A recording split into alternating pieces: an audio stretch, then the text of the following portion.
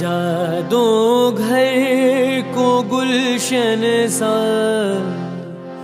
सजा दो घर को गुलशन सा, मेरे सरकार आए हैं। सजा दो घर को गुलशन सा, मेरे सरकार आए हैं। मेरे सरकार आए हैं, मेरे सरकार आए हैं। मेरे सरकार आए हैं, मेरे सरकार आए हैं। मेरे सरकार आए हैं। लगे कुटिया भी दुल्हन सी, लगे कुटिया भी दुल्हन सी, मेरे सरकार आए हैं। सजा दो घर को गुलशन सा, मेरे सरकार आए हैं।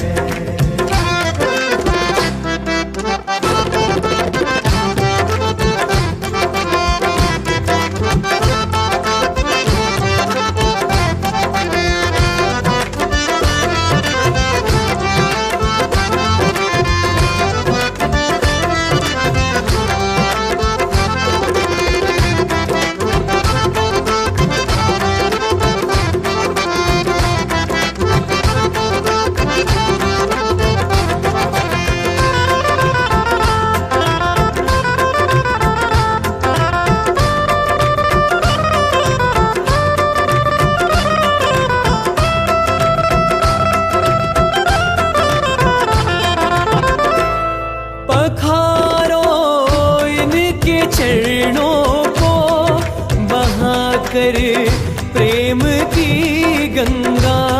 पखारो इनके चरणों को, बहाकर प्रेम की गंगा। पखारो इनके चरणों को, बहाकर प्रेम की गंगा। पखारो इनके चरणों को, बहाकर प्रेम की गंगा। बहाकर प्रेम की गंगा। बिछा दो अपनी पलकों को, बिछा दो अपनी पलकों को, मेरे सरकार आए हैं। सजा दो घर को गुलशन सा, मेरे सरकार आए हैं। आप लोग उठो, सारे उठ जाओ। आप लोग थोड़ा सा और उधर हो जाओ, हल्का सा। दूसरी दीक्षा वाले इधर हो जाओ, बस आप लोग बैठे रहो इधर। है दूसरी दीक्षा वाले उस साइड हो जाओ, प्रथम दीक्षा वाले इधर आ जाओ। जो पहली बार आए हैं, पहली दीक्षा लेने आए हैं, वो लोग इस साइड आ जाए, दूसरी वाले उधर हो जाए। हाँ,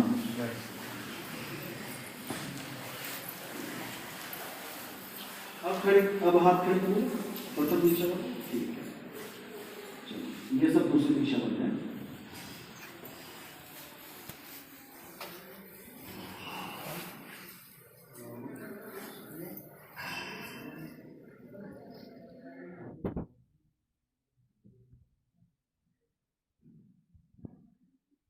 तो सत्संग तो आप लोग सुन ही रहे हैं। किसी को कोई शंका है, किसी सत्संग में कुछ पूछना है,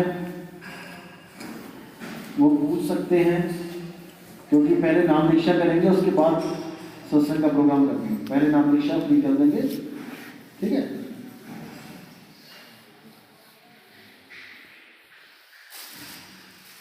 नाम दीक्षा हमारे यहाँ 3 चरण में होती है।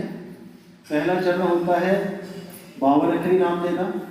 उसका कारण क्या होता है, जो आपने पहले कई सालों से नाम जपे हैं, 20-20 साल से, 30-30 साल से, यहाँ तक कि 50-50 साल वाले भी आए, जो 50 साल से अन्य पंथों में थे, अब उनको समझ में आया कि कहाँ गलती हो रही है, तो अब 50 साल से जो नाम जप रहे थे, इतनी आसान तो नहीं है छूटना, क्योंकि अंदर ही अंदर वो नाम चलने लग जाता है, रिपीट होने लग जाता है। आप कोई भी नाम जप रहे हो, शुरू में आपको लगेगा जपने में मुश्किल, उसके बाद वो नाम अंदर चलने लग जाएगा। जो निरंजन ओंकार, आरंकार, सोम, सतनाम, ओम तत्सत, जय श्री कृष्ण, जय हनुमान, ये सब चलने लग जाएंगे अपने अंदर, आपको जपने नहीं पड़ेंगे। इसको अजप्पा कह देंगे, ये अजप्पा ही अजप्पे में कन्वर्ट हो जाते हैं। अब इन नामों को हम कैसे छोड़ेंगे, क्योंकि अंदर बस गए हैं। नामों को कैसे निकालेंगे? जब हम दूसरे 52 अक्षर आपको देंगे, तब वो नाम की तरफ आपकी सूरत, आपका ध्यान जाएगा ही नहीं तो अगर आपको दूसरी दीक्षा डायरेक्ट दे दी जाए तो आपके अंदर कुछ और चलेगा और बाहर आप कुछ और कर रहे हो, वो खिचड़ी बन जाएगी। इसलिए प्रथम दीक्षा में सबसे पहले 52 अक्षरी नाम दिए जाते हैं, 5 नाम दिए जाते हैं। उसको आपने जपना है सही से, जैसे बताया जाएगा। थोड़े ही दिनों में, लगभग 1, 1.5, 2 महीने, 3 महीने में आपको पिछले नाम बिल्कुल दिमाग से निकल जाएंगे। आप भूल जाओगे कि आपके गुरुजी ने आपको क्या दिया था। कम से कम 3 महीने लगते हैं इस चीज़ को, ये प्रोसेस है। जब ये प्रोसेस पूरा हो जाएगा, जब आपको वो नाम याद भी नहीं रहेंगे और उसकी जो लड़ी है वो टूट जाएगी 52 अक्षरों की, तब आपको अगली दीक्षा में ये जो आज नाम दिए जाएंगे, ये भी छुड़वा दिए जाएंगे। इनको भी नहीं जपना, क्योंकि इस दुनिया में ऐसा कोई नाम ही नहीं है परमात्मा का कि उसको जपने से परमात्मा मिल जाए। इसलिए साहिब ने बोला, ना मैं जप में, ना मैं तप में, ना एकांत निवास में, मोर को कहाँ ढूंढे रे बंदे, मैं तो तेरे पास में। फिर आपको वो जगह बताई जाएगी जहां वो पास में है, क्योंकि वो है हमारे पास, लेकिन हमें उसका भेद नहीं पता, इसलिए हम भटक रहे हैं। कस्तूरी कुंडल बसे मृग ढूंढे बल माही, ऐसे रमता राम है दुनिया जाने नहीं। वो रमता राम आप में ही रम रहा है, लेकिन हम गलती से अपने शरीर में ढूंढ रहे हैं उसको। यानी हमें चाहिए थर्मल प्लांट, लेकिन हम मकान के अंदर ढूंढ रहे हैं। क्यों? हमें लग रहा है कि बल्ब जल रहा है, पंखा चल रहा है, टीवी चल रहा है, तो थर्मल प्लांट भी अंदर ही होगा मकान में। नहीं, थर्मल प्लांट तो आपके शहर से भी बाहर लगा होगा, लेकिन वहां से एक तार आ रही है, उस तार की वजह से आपके घर में सब कुछ चल रहा है।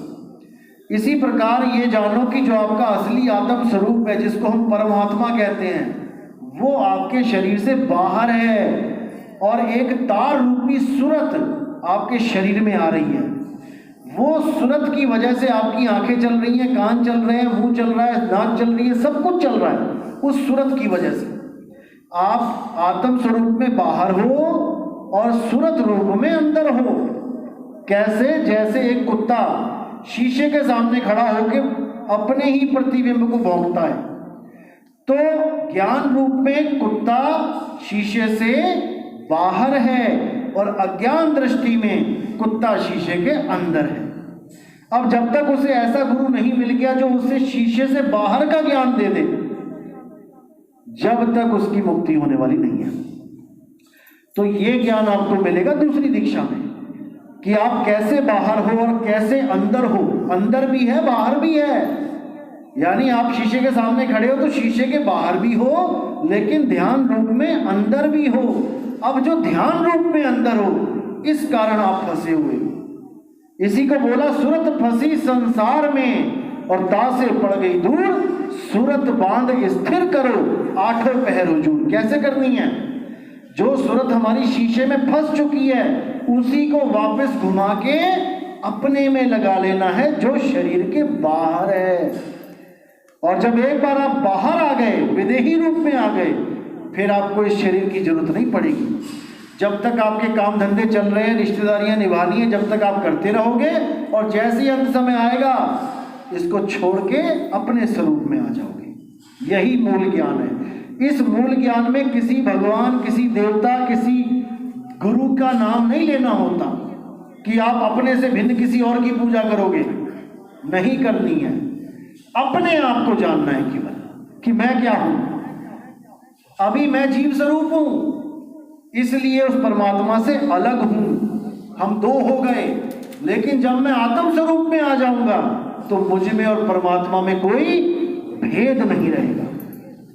इसी को बोला, एक कहूं तो है नहीं, दो कहूं तो गारी, और जैसा है तैसा कहूं कहे कबीर विचारी। एक कहूं तो है नहीं, कोई अभी कहे कि मैं ही परमात्मा हूं, अभी नहीं हो भाई, अभी एक नहीं हो, अभी दो हो। और जब वो चीज मिल जाएगी तो कोई कहे कि मुझसे अलग कोई परमात्मा है, तो दो भी नहीं हो, फिर एक हो। लेकिन कब? जब सिंहासन पे चढ़ जाओगे। अब तो जाए चढ़े सिंहासन, मिले हैं सारंग पानी, और राम कबीरा एक भये हैं, कोई न सके पहचानी। फिर वहां पर दो नहीं रहेंगे, आप ही आप हो जाओगे। और आपका स्वरूप ये नहीं होगा शरीर रूपी, आप स्वयं शब्द हो जाओगे। कबीर साहब ने यही समझाने की कोशिश करी बार बार कि अरे हम हैं शब्द, शब्द हम माही, और हमसे भिन्न और कछु नहीं। जब मैं शब्द स्वरूप हो जाता हूं तो मेरे सिवा कुछ होता ही नहीं है। जब मैं अपने आप को भूल जाता हूं तो सारा कुछ हो जाता है, सारे संसार में सूरत फंस जाती है अपने आप को भूलने के कारण। अब क्या करना है? शब्द हमारा तू शब्द का, सुन मत जा सरक, और जो चाहे निज रूप को शब्द ही ले परख। अगर अपने स्वरूप को जानना चाहते हो तो शब्द का परख कर लो कि गुरुजी क्या शब्द दे रहे हैं। क्या वो कोई जाप दे रहे हैं कि क्या वो कोई अजब्बा जाप दे रहे हैं श्वासों पे सोहंग सोहंग, या फिर वो कानों में उंगलियां डलवा के इन तत्वों की धुनों को सुना रहे हैं पांच नाद को। ये परख करनी पड़ेगी आपको। ये कोई गुरु नहीं बोलेगा कि मैं अधूरा हूं, एक भी गुरु नहीं बोलेगा कि मैं अधूरा हूं। वो क्या करेंगे? जो उनके गुरुओं ने दिया है वो आपको बेहिचक दे देंगे। परख नहीं करेंगे कि मेरे गुरुजी ने मुझे क्या दिया है। जो गुरुजी ने दिया वही चीज उन्होंने आगे सप्लाई कर देनी है। लेकिन ये आपने देखना है कि मेरा गुरु मुझे दे क्या रहा है। वो नहीं बदलने वाले। आप सोचो कि मेरा गुरु बदल जाए, नहीं बदलेगा। क्यों? क्योंकि अहंकार, मान बढ़ाई, ये जो लोक लाज है ये उनको आगे बढ़ने नहीं देगी। अपनी गद्दी छोड़ के कौन यहां सत्संग सुनेगा आके? जो खुद गुरु बन गया वो कैसे चेला बनेगा आके? लेकिन ये काम आप कर सकते हो, आप अपना ट्रैक सही रास्ते पे लेके आ सकते हो। तो इसी को साहिब ने बोला है कि सबका हुक्का लीजिए, सांचा शब्द निहार, और पक्षपात मत कीजिए, कहें कबीर विचार। ऐसा कोई सत्संग नहीं होना चाहिए जो आप ना सुने, अगर आप खोजी हैं तो। लेकिन अगर आपको सत्य की परख हो गई तब आपको निबेड़ा कर लेना चाहिए कि मैंने इस पंथ में रहना है कि नहीं रहना है। और केवल ज्ञान आधार से आपने केवल ज्ञान की परख करनी है, क्योंकि ज्ञान से ही आपकी मुक्ति होगी। कोई गुरु आपको मुक्त नहीं कर सकता। कि कोई सोचे मैं तो इतने बड़े गुरु जी के पास नाम ले लिया जिसके पास लाखों करोड़ों चेले हैं, बड़े बड़े आश्रम में, मैं मुक्त हो जाऊंगा। ऐसा कुछ नहीं होने वाला, ऐसा कभी नहीं होगा। सेवा को दो ही भले, एक संत एक राम, और राम है दाता मुक्ति का, संत जपावे नाम। संत है दाता मुक्ति का नहीं बोला गया, राम है दाता मुक्ति का। वो राम जो हम सब में रमा हुआ है वही हमें मुक्त कर सकता है। संत तो केवल उस तक पहुंचने का रास्ता बता सकते हैं, और बताएंगे वो, चलना फिर आप नहीं है। कोई इस गलतफहमी में ना रहे कि हमें तो रास्ता पता लग गया, हम तो पहुंच ही जाएंगे, गुरुजी पहुंचा देंगे। ऐसा भी नहीं है भाई। नहीं तो सिमरन नाम की चीज ही खत्म हो जाए इस संसार से, फिर सिमरन क्यों करना? गुरुजी से नाम ले लो, गुरुजी पहुंचा देंगे। फिर सिमरन सिमरन क्यों लगा रखा है कि राम नाम रटते रहो, जब लग घट में प्राण, कब हूं दीन दयाल के, भनक पड़ेगी कान। फिर क्यों बोला राम नाम की लूट है, लूट सके तो लूट, और अंत काल पछताएगा, प्राण जाएंगे छूट। जब गुरु ही पार करेगा तो फिर नाम क्यों जपना? फिर तो सारे एडमिशन लो, खाओ पियो अपना, मुक्त हो जाओ बाद में। तो भाई ये दुविधा में मत रहना। आपको करना है, जो बताया जाएगा वो करना है, और जो छोड़ने को कहा जाएगा वो छोड़ना भी है। डॉक्टर की दवाई लेने जाते हो तो डॉक्टर दवाई भी देता है और टाइम भी बताता है कि दिन में 3 बार खानी है, दिन में 2 बार खानी है, और साथ में परहेज भी बता देता है। गला खराब है तो चिकनाई और खटाई मत खाना, दवाई खाना। अब दवाई भी खा रहे हो और खूब अचार भी खा रहे हो तो वो दवाई लगने वाली नहीं है।